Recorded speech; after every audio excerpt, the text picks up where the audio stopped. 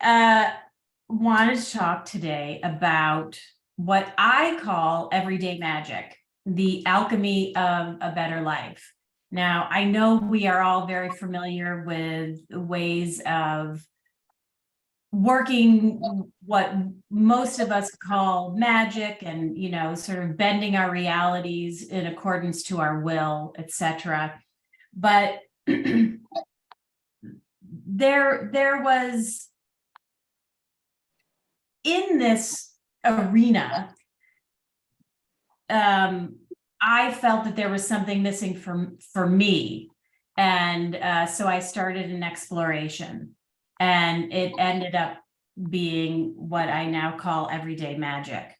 And so I wanted to give you a very, very brief origin story of it. As I am, and I think many of us are always looking for the more out of life, not more, what more should I be doing?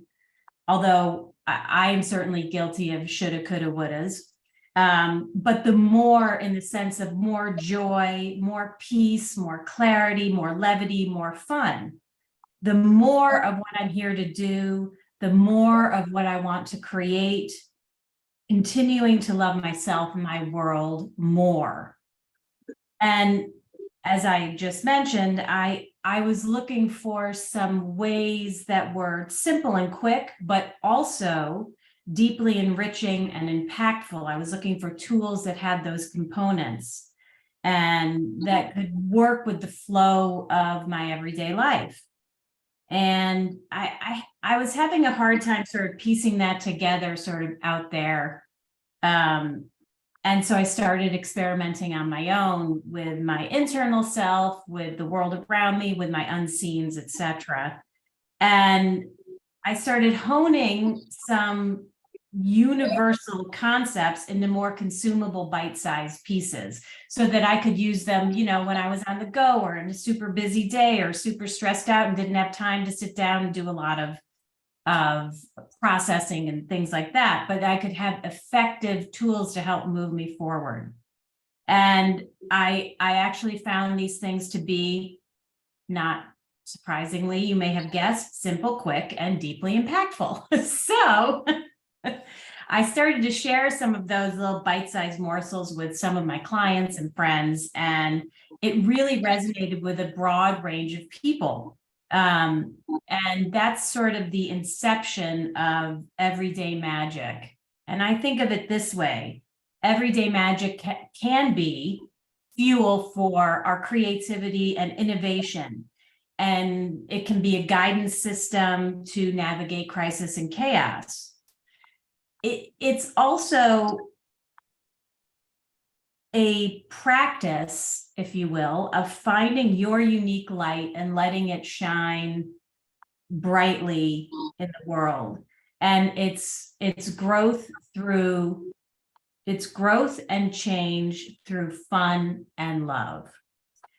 And if that's something that is something that may float your boat, then this is certainly the right topic to be chatting with us all about.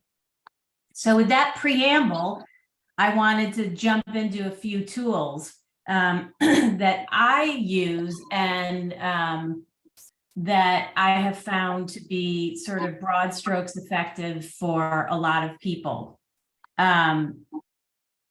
So I wanted to start just by saying I love rituals. I think rituals are just just juicy and just totally fun.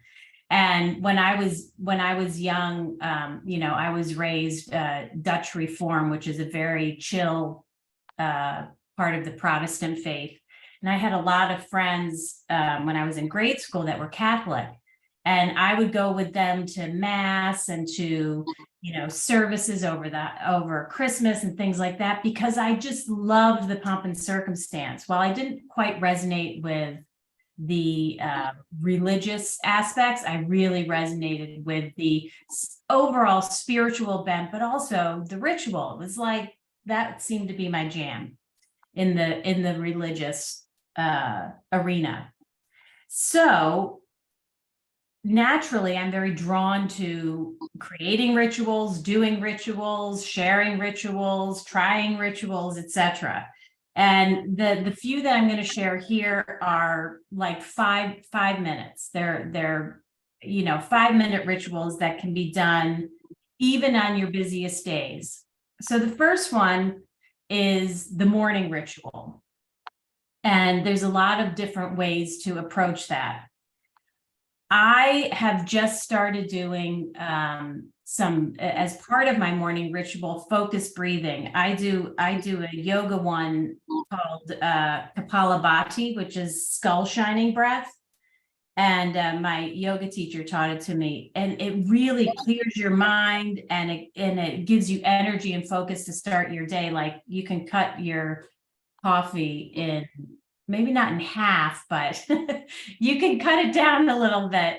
And it's a great, I love it. It just really invigorates me. But any kind of focused breath work, I think, is great. Rhythmic breathing, where you breathe in for a count of 5, you hold for a count of 5, you release on a count of 5, and you do that. You don't necessarily have to do it for 5 minutes. You could do it for 2 minutes, just to ground yourself and allow your body and your mind and your being to calibrate to the day. The other thing that there's another good breathing technique is you breathe deep into your abdomen, and when you're releasing that breath, you release any stuff that's stuck, any energy that feels gray or constricting. You can just release that. And there's another one that I really like that I do. It's a chakra breathing, and I breathe in and out. I start usually with my root chakra, but sometimes you can start from your crown, and you do a few deep breaths with each of the chakra colors, first opening up in that chakra, and then letting that color flood your body, and then moving on to the next chakra. That's a great one, actually, for when you're feeling sort of like things are just off and you can't quite put your finger on it. You don't know exactly what's not right or working or whatever. It's a great way to start your day sort of in a more balanced state. You're balancing your energy centers. And sort of riffing on that theme, I love the ritual of setting the intention for the day. And this can be done when you're still in bed, your eyes are sort of open or not, or you can do it like when you've gotten out of bed, but you just can think about, how do I want my day to be? Do I want it to be happy and peaceful? What do I want out of my day? Do I want to have a meaningful encounter? Do I want this meeting that I have later to go really well? You can set intention, you can set energy, you can choose how you want to feel during your day. Like, today I really want to feel, I just want to feel cocooned in peace, whatever. And then the totally fun thing is to check in with yourself at the end of the day. Like when you're getting ready for bed, go, oh, how did that work out for me? Like, did it work out? Did I have a great meeting? Did I feel a lot of peace? Was I happy? Did the focus that I set for myself for the day, did I give myself that? And if I did, it's like, yay, celebration. And if I didn't, I then use sort of a nighttime ritual of, when I'm sleeping, to ask my higher self, God, Goddess, all that is, my guides, whoever you connect to in that way, I ask them to help me process that while I'm sleeping. So you don't have to do a lot of, oh, why? There can be so many reasons why. And, sometimes I feel that we are at a stage in our growth, not just as individuals, not just as spiritual beings, but collectively on the planet. We are, human beings and human spiritual beings are evolving in such a way that, we don't have to spend a lot of time in the mud anymore. It's sometimes, yes, sometimes it's important to, get down in the mud and really dig into your stuff. But there are so many more opportunities now. We are all at a level where we can allow and receive information, healing, clarity. Let's move on. We've got better things to do. And that's not about burying the head in the sand and ignoring, because when you need to deal with things, you process it in the appropriate manner. But for most stuff, we can tackle it head on. We don't have to keep going back to like, oh, what happened, 16 years ago or whatever. And so I find that one of the things that really helps in terms of like, time saving processing, if you will, is that sort of nighttime ritual. Like, oh, if I didn't, if my day if I need balance from my day, let me turn it over to my higher self. Let me turn it over to the goddess. Let me turn it over to God. Let me ask for help in this way and let it be processed without me basically being in the way of my own health. We get in the way of our own healing so frequently. It's really quite remarkable. So anyway, that's sort of a day and night ritual, but or a morning and evening. So the other minor suggestion that I have for a morning ritual is standing in the sun for 5 minutes, going outside, getting your vitamin D, and also, yes, your vitamin D and just the lusciousness of the sun, but allowing that energy to nourish you, allowing the sun and what that represents and what that symbolizes to nourish you. And imagine beautiful yellow light filling you, healing you, cleansing you, renewing you. It's truly just wondrous. Now, if you're living in a super cloudy place, you can imagine the sun, but it's a way to tune into yourself and give yourself that light as you start your day. And then on the flip side of things, the night rituals, so delicious in other ways.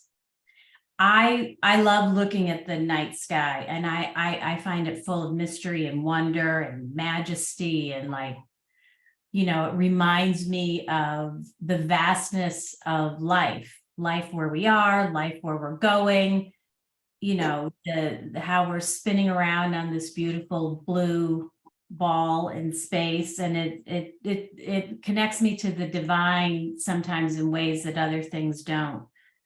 And so to be bathed in the light of night for 5 minutes can truly restore and bring harmony to your body and to your mind, because the world is quieting down.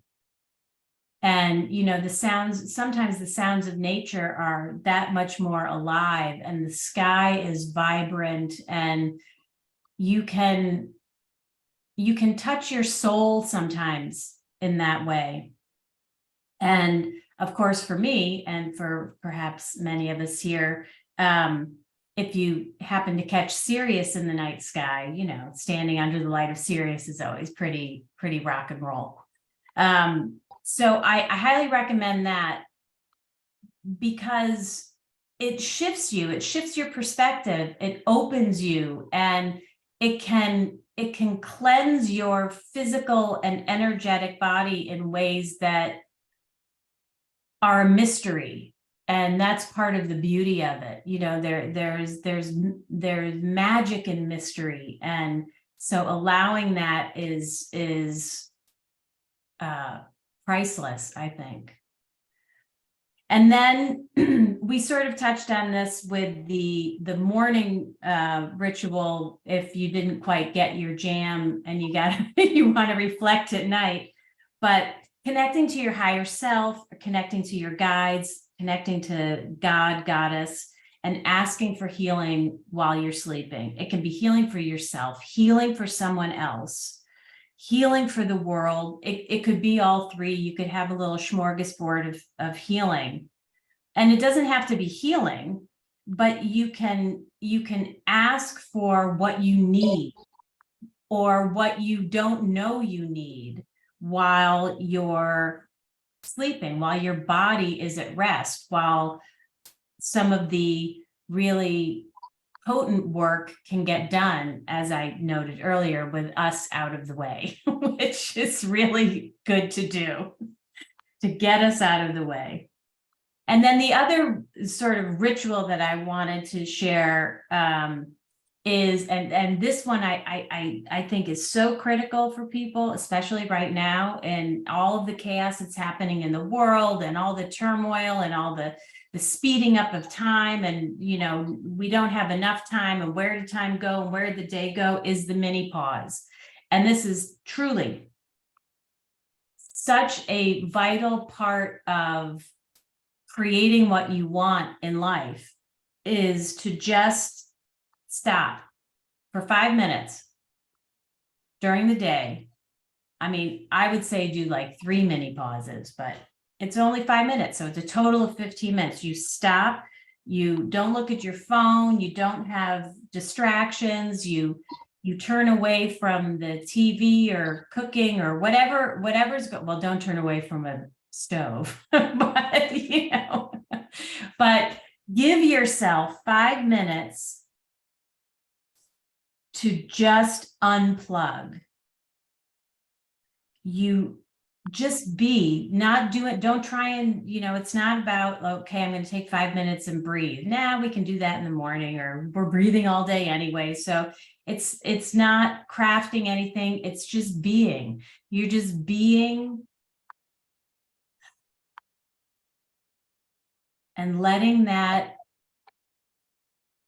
ebb and flow of self without any distractions, without music, without other people, without, I mean, it can be the sounds of nature that, you know, you don't have to go into a soundproof booth, but just to take the chatter, it can clean your brain, literally. You can get a, you know, you can wash out all the nonsense, you can get clarity and find balance, and all of a sudden you're like, oh, wait, there's an idea for XYZ. These pauses are so critical, I find.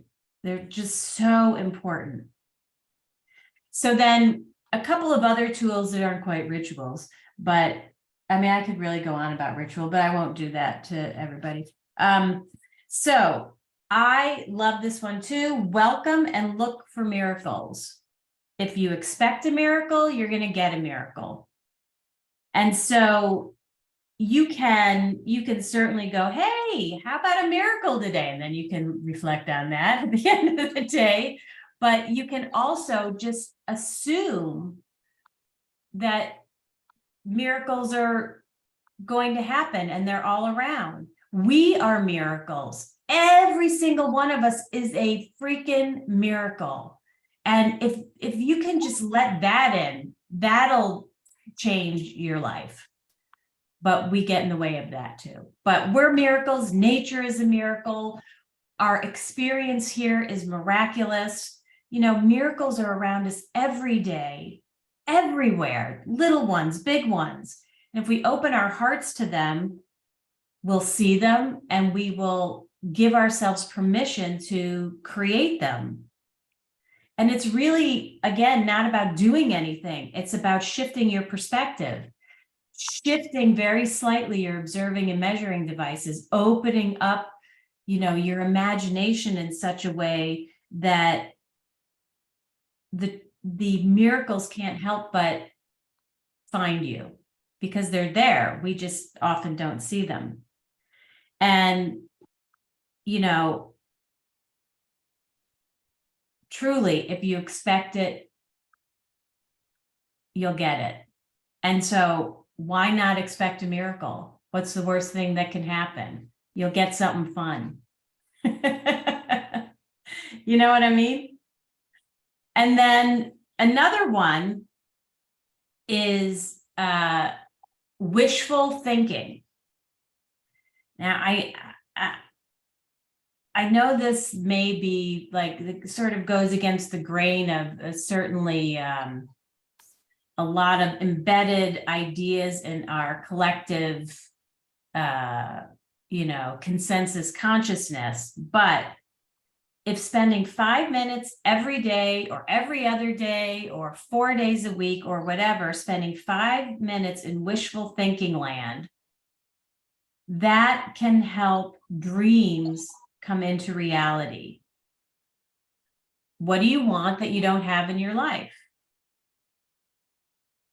Well, think about having it, visualize it, dream it, see it for 5 minutes, explore that for 5 minutes, imagine it for 5 minutes, and that will help you get it, because that repeated energy in your brain and in your being can't help but generate ideas, momentum, progression. I mean, you might just randomly bump into somebody that can help you. I mean, that's sort of a little miracle, isn't it? You might have a weird and fun coincidence that moves your dream in the right direction. I mean, it sort of happens as if by magic. But it's your magic. It's your magical, wishful thinking. 5 minutes. And it doesn't even have to be 5 minutes. It could be 4 minutes or 3 minutes or 2 minutes or 30 seconds. You're like, wait, I got 10 minutes. I got 10 seconds or 10 minutes. I got 10 seconds. I want to visualize it. Boom. There's a great Lazarus technique, the 33-second technique, that if you don't know it, you can look on the lazarus.com website. It's on a few different tapes, but it's great. 33 seconds, visualize what you want. You can do that repeatedly. Then my last one in this way is seek first to understand. So this is really just about listening to the world around you. Yes, listen in conversations and really listen. That's so important. Like, don't just wait to talk. We got to listen. But it has, and that is important, actually, to really listen to people. Because if you hear what they're saying, you can understand them.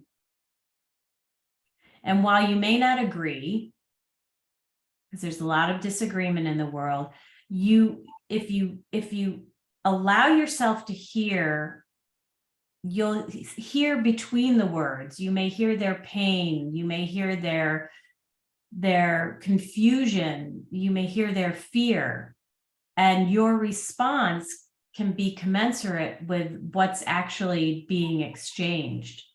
And that dynamic ripples out and truly can change the world. But also listen to nature. I love listening to trees. I love talking to trees, but listening to them first. They have a lot to say, and it does lead to dialogue, but listening first, taking it in, hearing what's being communicated. You might not hear it, orally. You may hear it in your solar plexus or in your heart.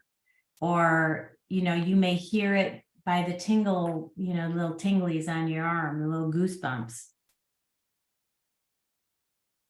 Listen to the birds and to animals. Listen, as I mentioned earlier, to the world at night or first thing in the morning. The art, the practice and art of listening can connect you to every living thing, even if you're listening to the rustle of the leaves. Being connected to the wonder and the miracle that the world is, the recognition that everything, we are connected, everything is connected. It's pure magic. And that can change you and your world in very tangible ways. You'll be more grounded. You'll feel more connected to your community, to your environment, to who you are. You'll understand yourself more. And all of those things together, these little short bits and pieces, add up to crafting a more conscious, fun life. And these are all sort of scratching the surface, but I wanted to provide some little springboards that can take you where you want to go with these kinds of things. And I do want to add just one thing that comes up more frequently with my clients. What if I'm making it all up? What if all of this is, pardon my language, what if this is all bullshit? What if, this reality creation, all this stuff, God, blah, blah, blah, what if it's all bullshit? But I'd say to that, so what? I mean, really, if it is, but if what you're doing brings you more peace, brings you more joy, helps ease the rough patches in life, helps make you a happier, healthier human being, who cares?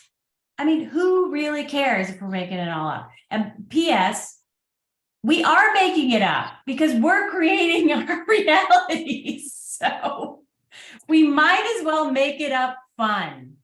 And we are not making up, though God got us all that is and all that other stuff. But we are making up our realities. So the more fun we can have doing that, the more joy we can have doing that, the more miracles we can create, the more little moments in the day where we can shake off the crap and allow in the love, it's all worth it. It's all worth it. Who cares if it's all coming out of your own head? Because it is anyway. So might as well enjoy the ride. So that's that.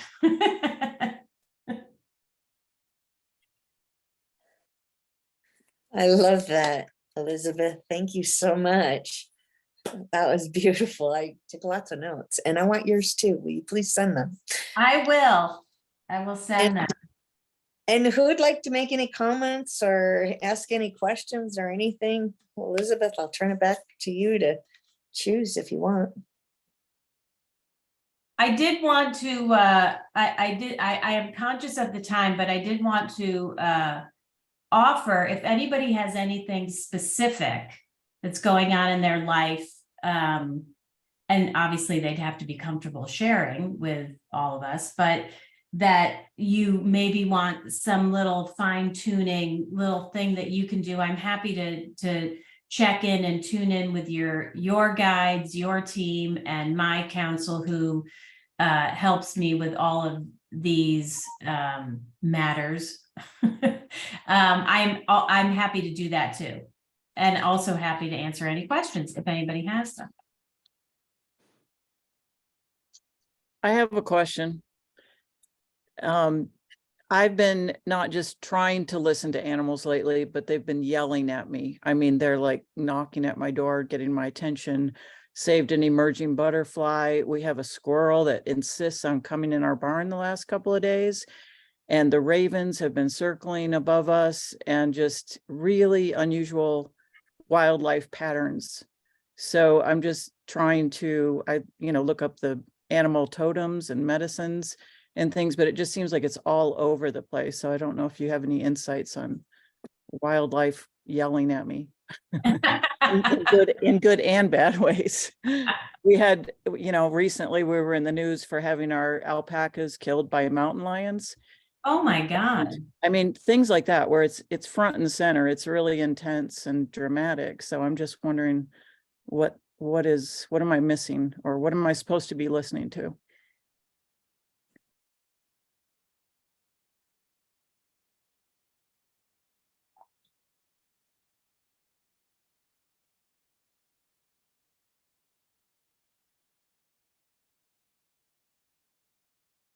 Well, this isn't necessarily about listening, because you are listening. What you're being asked to do, what you have asked yourself to do, it's a call to action actually for you, in a certain way to step up in your magic.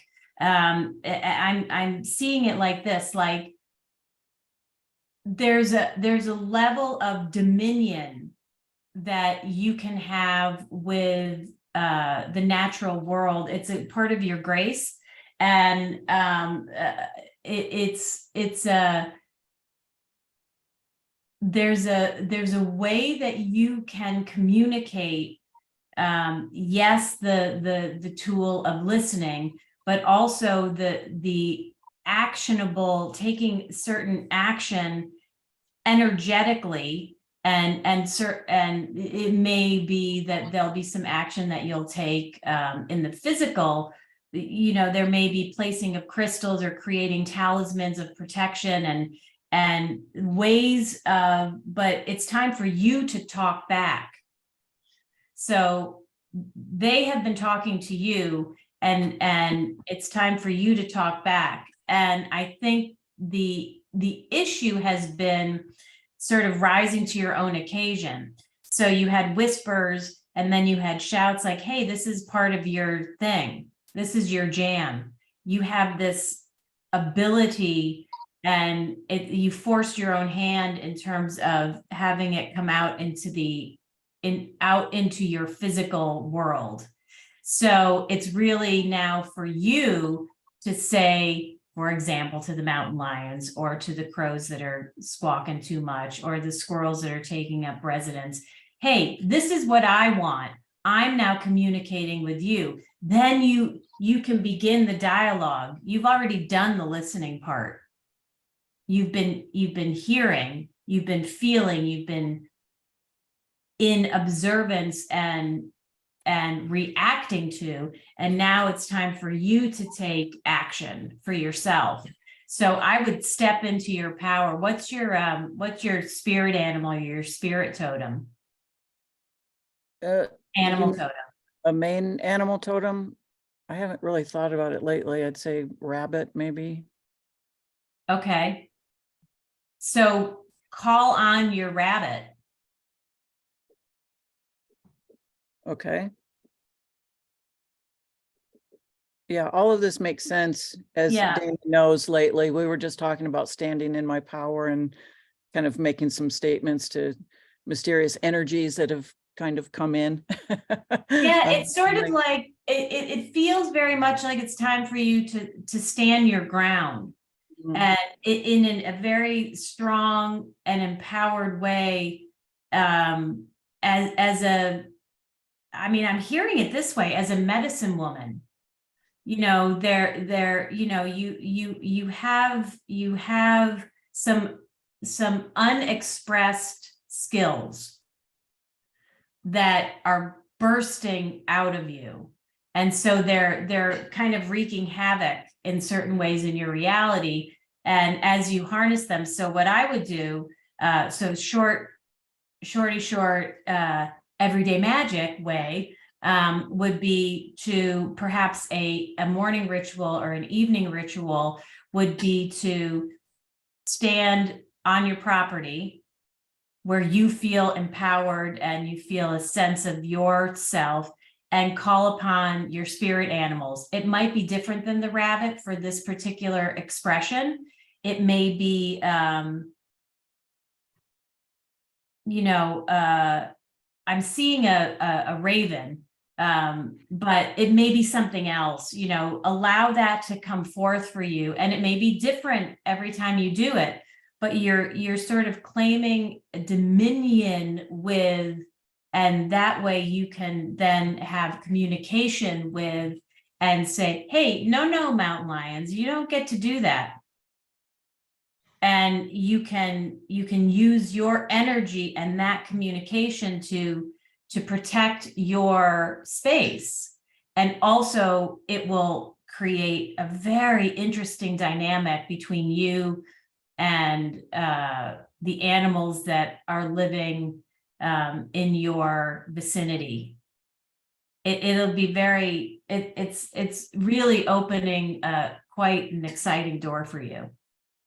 Yeah, it makes a lot of sense. I've been taking notes here so I can remember what all you're saying. So it's really good information. Thank you so much. And just remember, you can protect it too. Like you can put protections around your property, energetically speaking. Right. Absolutely. Yeah. Great. Thank you. You're welcome.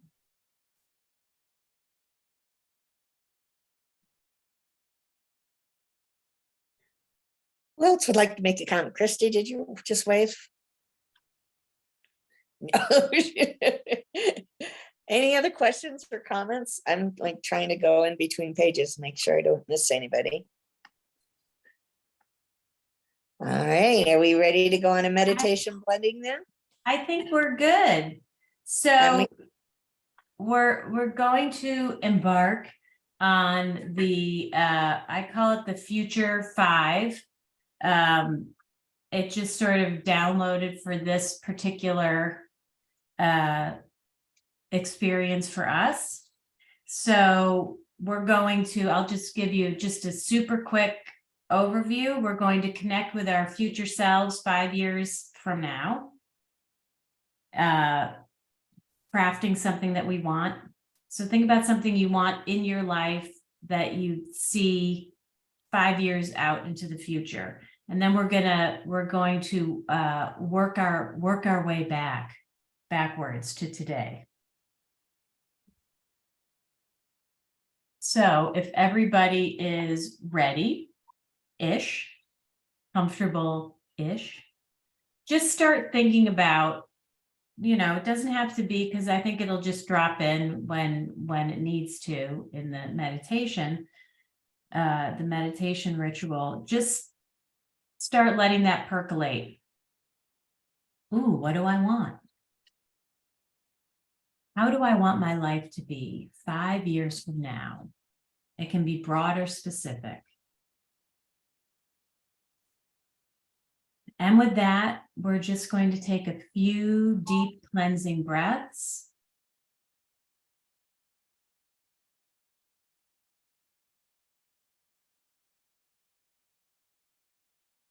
And then we're going to count down from 5 to 1. And at the count of 1, you'll find yourself in a field of wildflowers. Wildflowers, all of the colors of the rainbow, and as far as the eye can see. At the count of 1. 5, 4, 3, 2, and 1.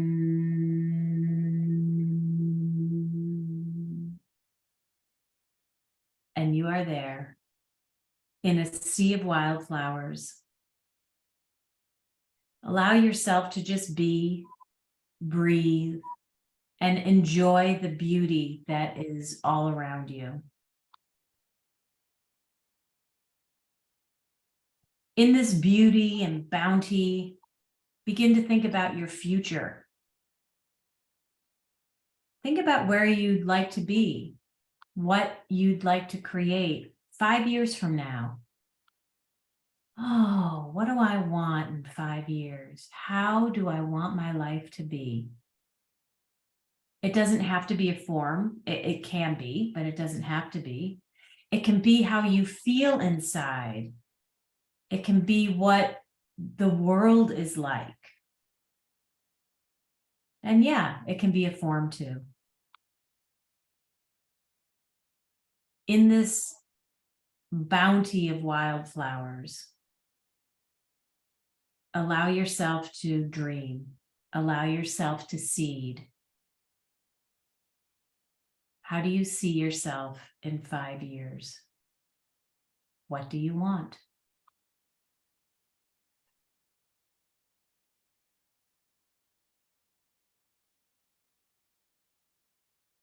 Now imagine that future condensing into a singular representation. It can be an image, a feeling, a color, a sensation. Just allow that dream, that seed for your future to just condense and condense and condense.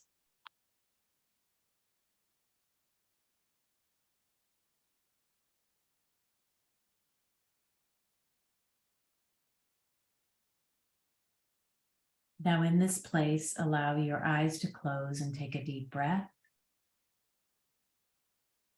And then open your eyes once more. And you'll find yourself in that future that you've just been thinking about, that you have just condensed, that you have just seeded. Look around. Take it in. What do you see?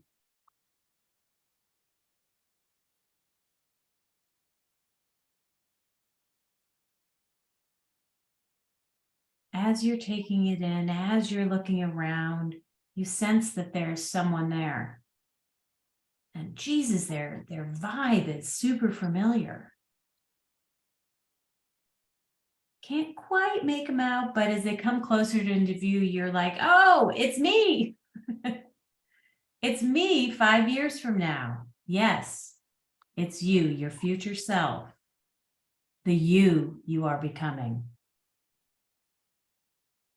And they join you in this wonderful future you have seeded. Let them talk to you about what it's like, how they got here, the seeds that were planted along the way. Listen and allow the words to penetrate as you and you look at this wonderful future you've seeded.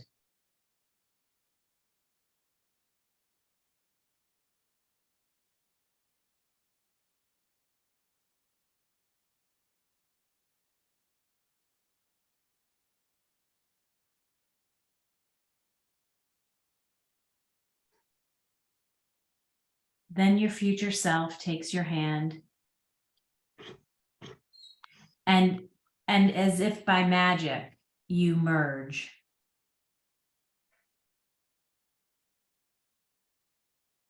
You merge with your future self, the you are becoming, and you become you. Enjoy your beautiful creation once more. And then close those mental eyes again and take a deep breath. And then open your eyes once more. and you find yourself 3 years from now, 3 years from that future you just created. That 5-year future now only 3 years away. What do you see? What do you hear? What do you feel?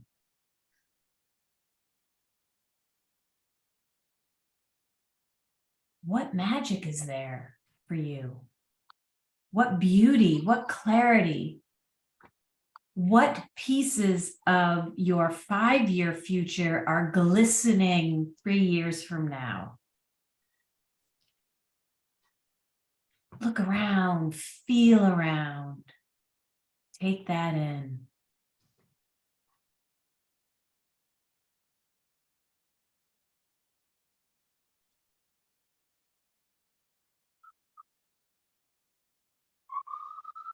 Take the pieces that you need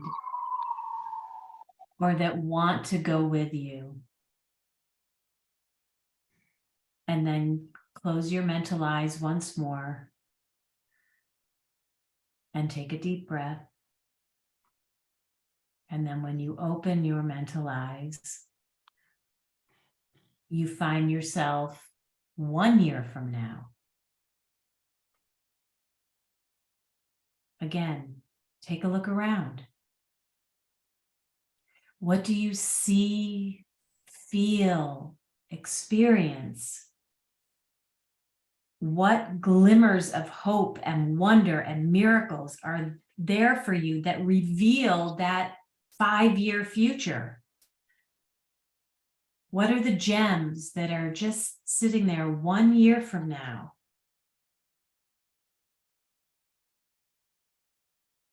Take that in. Let that in.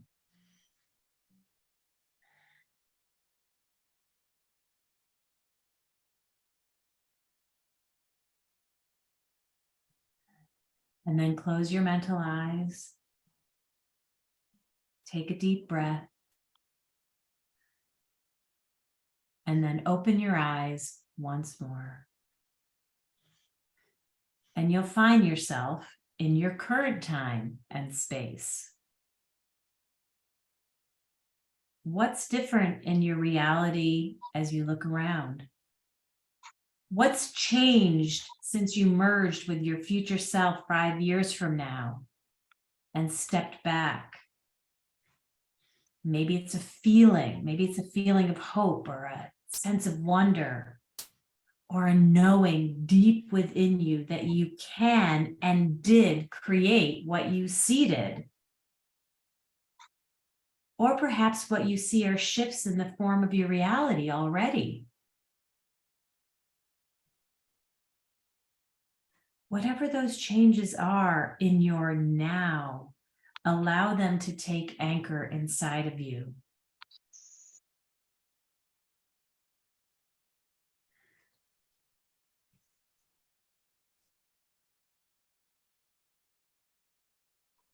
Then close your eyes once more and take a deep breath.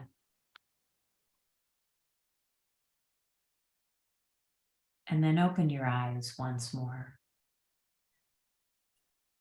And you'll discover that you are back in that beautiful field of wildflowers as far as the eye can see. Take a moment here in this magical field to allow your journey to your future to integrate into the you now. Allow the magic you have just created, allow that into your heart.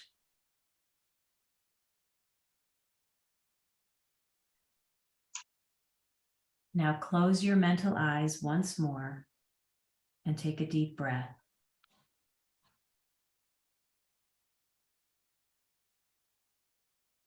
We're going to count out from 1 to 5, and at the count of 5, you'll open your eyes and you'll be fully present back, knowing that you have changed. At the count of 5. 1, 2, 3, 4, and 5. And whenever you're ready, open your eyes. Your eyes that are physical.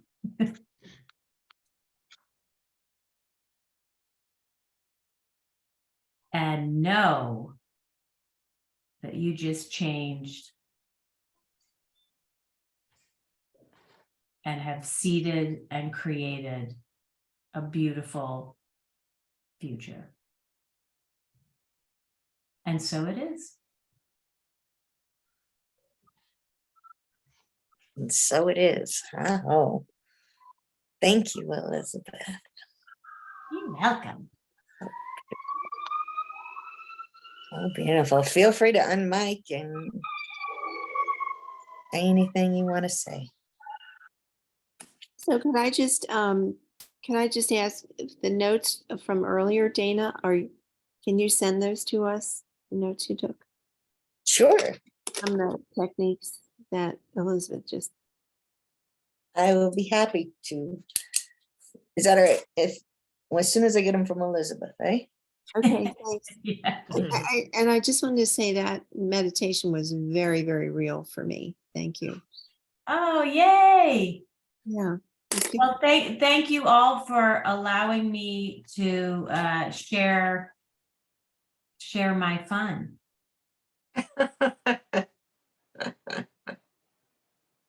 I love you, fun. It's awesome. Thank you for sharing with us again. You're so generous with that. She is off the hook. We get to have her in our other mixers every month too. So we're very, very blessed with that. So I want to thank everyone for coming. Is there anybody else want to say anything? You're more than welcome to. I just want to say thank you, Elizabeth, and everybody.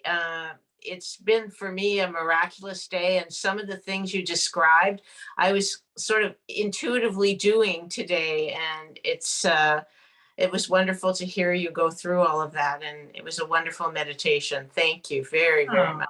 Yay, and thank you. Yay. Thank you. I just Love wanna that it say was a thank you. miracle day. I It just was. wanna say- Yeah. I just want to say thank you so much, Elizabeth. That was awesome. Hi.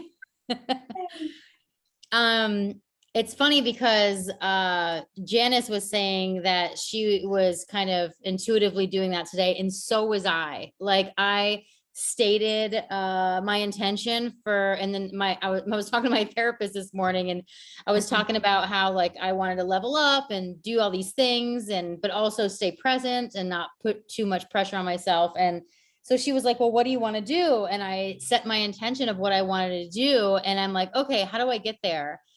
What steps do I need to take to get there? And this meditation just really solidified like exactly what I want and exactly what I need to get there. So you're always so inspiring. I love you. Aw, thank you. You're inspiring too. Yay. When it's so beautiful to see so many smiling faces. I'm so grateful you all took time out of your day to come play and have some fun and magic with us. Me too.